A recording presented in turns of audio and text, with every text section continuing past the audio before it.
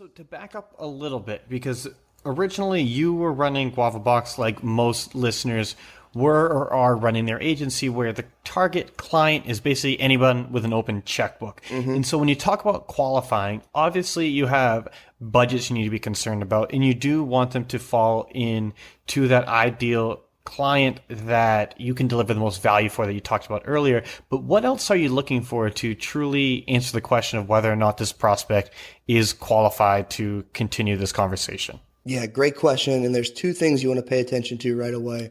Number one is, who am I talking to? Am I talking to the president, the CEO? And if you are, that's great and it's bad at the same time. It's great because they're the decision maker at the end of the day. And that's good to kind of kickstart the relationship. But it's bad for the ongoing part of the relationship, because if anyone's worked with a small company where the president or the CEO or the founder was your point of contact, where were they 3 months after you started? Were they as excited to get back to your emails and get on the phone with you and get you content at that point as they were when they just got started? 98% of the time, the answer is heck no. They're That's a president. really true. They've got other crap on their plate. That's why they hired an agency.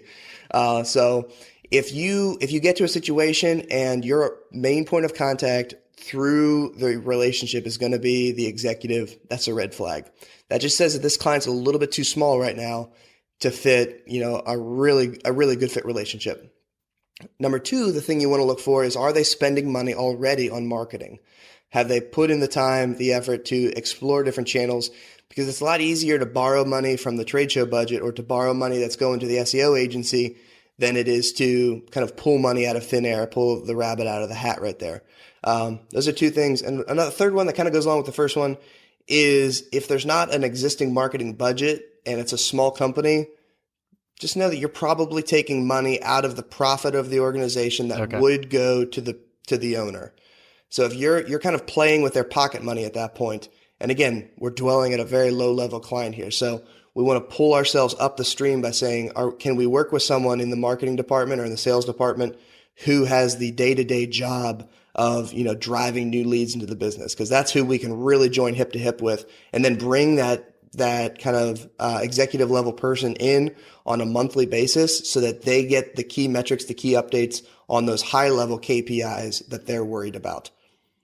That was super helpful, because I honestly hadn't thought about it like that, where you were saying that dealing with the CEO, who is the ultimate decision maker, does have downsides, and that was really eye-opening to hear. But so say someone checks all those boxes, then this is a qualified prospect, a qualified lead, I guess, at this point, and you're ready to start talking about solutions. What is that transition like? How does that happen? Yeah, the best way to do this is to paint a clear picture of the journey ahead for that prospect. And we call this a client journey. And you can visualize this on your website, or you can have it in kind of a sales deck that you present to them. But give them kind of a clear vision of what life will look like working with you. Before you get down and dirty about like exactly what you will do with them and how much it'll cost, just say, hey, just so that you know, Mr. Prospect, this is the typical flow that we take people through. The first phase in our process is an inbound game plan. And in that session, it's focused heavily on discovery and just understanding where you guys want to go and how working with us and inbound marketing can help get you there.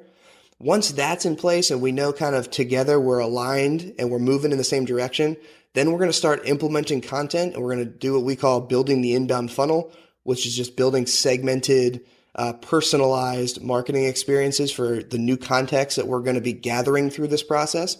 Once we go through that process, we're going to then move into an ongoing activation campaign where we're really kind of cutting the red ribbon and welcoming new people into this funnel that we've just built for them.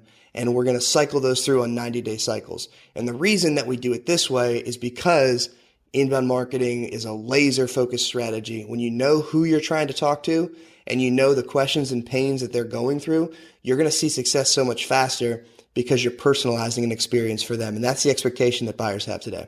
So you kind of start at that high level and paint the picture of here's where we go. And that kind of subtly, you've told them right there, the first thing we're going to do is build this game plan.